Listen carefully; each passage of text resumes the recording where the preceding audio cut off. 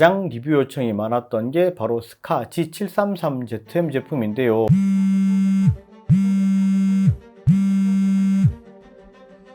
여보세요? 형님도 나가신단다.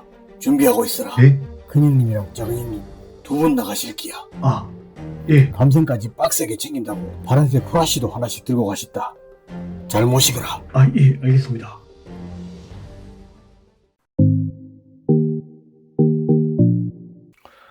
안녕하세요, 진이었습니다. ROG 스트릭스 라인업 중에서 최고 높은 사양을 가진 형님들이 출시를 했습니다. 정확히는 ROG 스트릭스 스카 17SE 제품이고요. 여기서 SE는 스페셜 에디션을 의미하는 겁니다.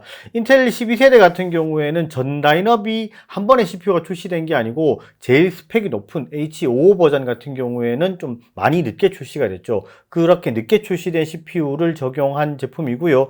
그 중에서 가장 높은 i9-12950HX CPU가 장착된 제품입니다. 제일 큰 형님은 3080ti를 가지고 있고, 그 밑에 작은 형님은 3070ti를 가지고 있습니다. 이게 이제 사양대가 많이 높기 때문에 아무래도 가격대가 많이 높게 형성이 될 수밖에 없는데, 그 중에서도 최대한 어떻게든 가격대를 좀 현실성 있게 뽑기 위해서 많은 노력을 했습니다. 어떤 사양을 가지고 있는지 제품 사양부터 확인을 해보도록 하겠습니다. 먼저 3070ti를 가지고 있는 작은 형님부터 보도록 하겠습니다. ROG 스트릭스 스카 17SE G733CW B12939KD입니다. CPU는 인텔 12세대 엘데레이크 중에서 가장 상위 라인업인 H55 버전에서 최고로 높은 CPU인 i9-12950HX로 8개의 P코어와 8개의 E코어로 구성이 되어 있습니다. 총 16개의 코어를 가지고 있고, 그래픽카드는 지포스 RTX 3070ti 랩탑 버전이고요. 최대 TGP는 터보 모드 C 150W입니다. 메모리는 최신 DDR5 16기가 1개를 기본으로 가지고 있고, 1개의 추가 슬롯이 있어서 32기가로 확장이 가능합니다. 그리고 SSD는 가장 속도가 빠른 PCI Express 4.0 4배속을 지원하는 1TB를 기본으로 가지고 있고, 추가로 1개의 여분 슬롯이 있습니다. 모니터는 17.3인치의 WQHD 해상도로 지원하고, 색지연율은 DCI-P3 100%로 광색역을 지원합니다. 주사율은 240Hz로 17.3인치 게이밍 제품 중에서 가장 높은 스펙의 패널을 가지고 있습니다. 무선내는 최신형인 와이파이 6E를 지원하고, 인텔 CPU로 사용하는 만큼 썬더볼트 4를 지원하고, PD 충전도 버전 3.0으로 최대 100W까지 지원합니다. 스펙상의 무게는 2.9kg이고요. 저희 채널에서 런칭하는 ROG 제품은 무상 서비스가 기본적으로 2년이 되는 것 알고 계시죠? 이 제품 역시 무상 서비스 2년을 지원하고요. 제품의 판매가는 리테일가 기준 3199,900원입니다. 그리고 다음은 큰형님입니다. 상세 모델명은 ROG 스트릭스 스카 17SE G733CX B12959KD고요. 인텔 i9-12950HX CPU를 기본으로 가지고 있고, 그래픽카드는 노트북에 장착될 수 있는 최대 옵션인 RTX 3080ti를 가지고 있고, 최대 TGP는 터보 모드 C 175W입니다. 메모리는 32기가를 기본으로 가지고 있고, 16기가 2개로 구성이 되어 있습니다. 이 제품도 SSD는 역시 PCI Express 4.0 4배속이 지원되는 1TB 1개를 기본으로 가지고 있고, 추가 확장 슬롯이 있습니다.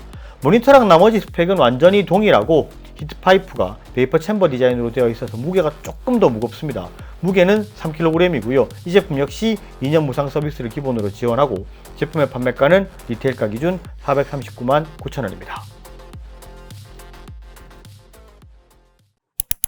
G733이라는 모델명에서 알 수 있듯이 기본적인 태생은 ROG 스카 시리즈와 동일하다고 보시면 되고요. 내부의 키보드 디자인이나 각자 키의 백라이트 색상을 제정할 수 있는 퍼키 스타일 등의 옵션은 동일하게 적용이 되어 있고, 위쪽에 아머 캡을 교체할 수 있도록 되어 있는 스타일도 그대로 가지고 있습니다. 여기에 감성을 빡세게 챙겨놨죠. G733 라인업의 형님들이라서 몸에 이렇게 문신을 새겨놨습니다. 상판에 특수 도료로 페인팅이 되어 있는 문양은 UV 라이트로 비추면 이렇게 선명하게 들어오도록 되어 있고, ROG 로고도 푸른빛이 들어오도록 되어 있습니다. 그리고 CPU도 높고 발열이 상당히 높은 그래픽카드인 3070, 3080을 가지고 있기 때문에 아무래도 발열이라든지 이런 부분 좀 신경 쓰일 수 있는데, 3080ti 같은 경우에는 이제 베이퍼 챔버 스타일까지 적용이 되어 있기 때문에 발열 제어나 이런 부분은 상당히 잘 될 거다라고 볼 수 있고, 이게 실제로 ROG 라인업이라고 하면 워낙 이 발열 제어가 잘 되는 스타일로 유명을 하고, 동급 시리즈 중에서 이제 ROG 스트릭스 제품들 같은 경우에는 여타 브랜드의 다른 제품들보다는 발열 제어나 이런 것들이 굉장히 잘 된다, 이렇게들 말씀들을 했고, 실제로 그렇게 평이 나 있기 때문에 발열이라든지 이런 부분에 대해서는 크게 신경을 안 쓰셔도 괜찮지 않을까 싶습니다.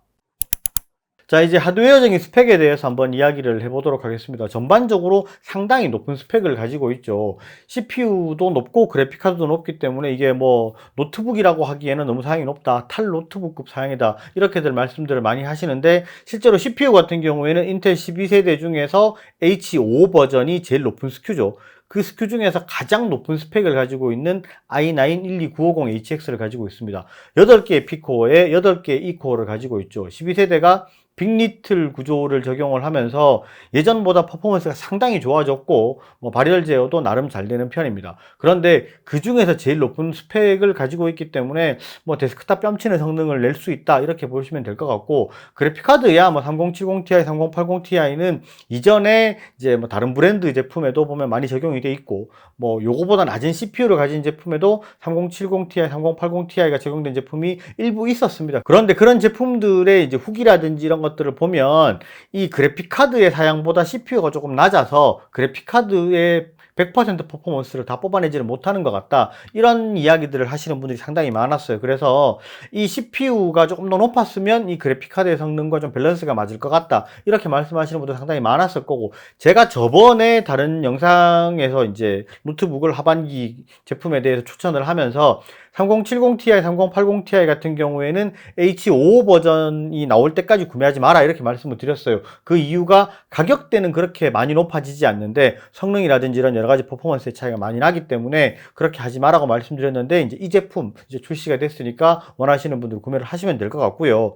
그리고 그래픽카드가 3070ti, 3080ti 이렇게 두 가지가 있는데, 3070ti 모델 같은 경우에는 최대 TGP가 150W고 3080ti는 최대 TGP가 175W입니다. 이게 표기가 좀 오류로 잘못된 부분이 있는데, G733CW 3070ti를 가진 G733CW는 최대 TGP가 전부 150W입니다. 175W라고 표기가 잘못된 부분이 있는데 그건 잘못된 표기입니다. 150W가 정확한 표기인 거 알고 넘어가셔야 될 것 같고요.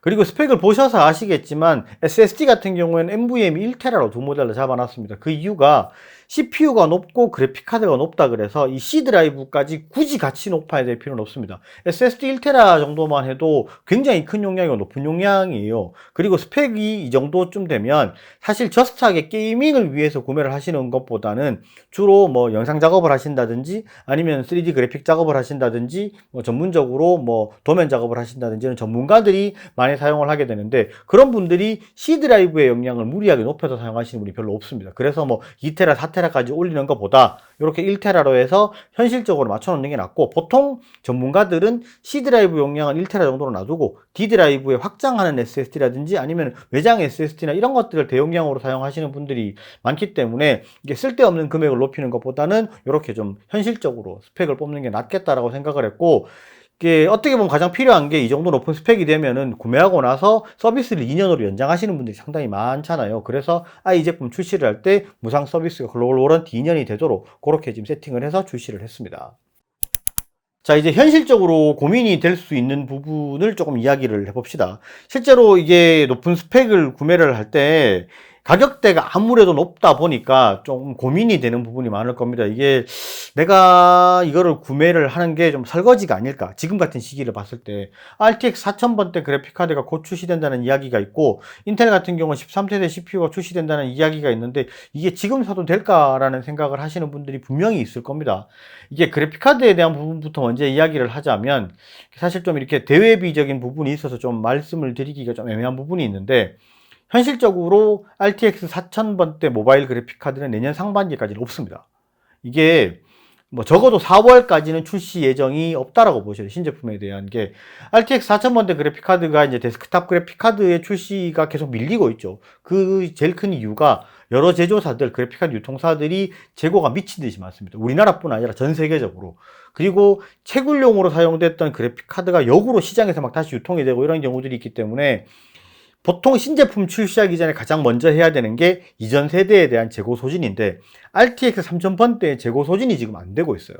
그래서 4000번대가 계속해서 출시가 미뤄지고 있고, 그렇게 미뤄진 이후에 또 데스크탑 그래픽카드가 출시된 이후에 모바일 그래픽카드에 이제 런칭 예정이 돼 있기 때문에 일정은 계속해서 밀릴 수도 있다. 아직까지 너무 불투명하다 이렇게 보셔야 되고, 정확히 말씀드릴 수 있는 거는 내년 상반기 적어도 4월까지는 신제품 출시 계획에 로드맵에 없습니다. 그렇게 보시면 되고, 인텔 CPU 같은 경우는 13세대도 지금 어떻게 될지 몰라요. 12세대 H55 버전을 지금 출시를 했기 때문에 이 스펙과 버금가는 같은 라인업에 있는 13세대 같은 경우는 빨라도 내년 8월 정도 수준에 출시가 될 수 있을 정도 수준이기 때문에 이게 어떻게 될지는 정확히 모른다라고 봐야 되고, AMD랑 인텔이랑 CPU가 출시되는 걸 봐서 그 CPU랑 같이 맞춰서 RTX 4000번대도 출시가 되기 때문에 출시 일정 자체가 지금까지 이렇게 불투명하면 내년 상반기에는 아마 신제품 출시는 없을 수도 있다 이렇게 보셔야 돼요. 제품 지금은 이제 예약 판매 기간입니다. 8월 18일 날 3070ti가 장착된 제품이 들어오고 8월 25일 날 3080ti가 장착된 제품이 들어옵니다. 구매 링크는 제가 영상 하단에 달아놓을 수 있도록 할 거고요.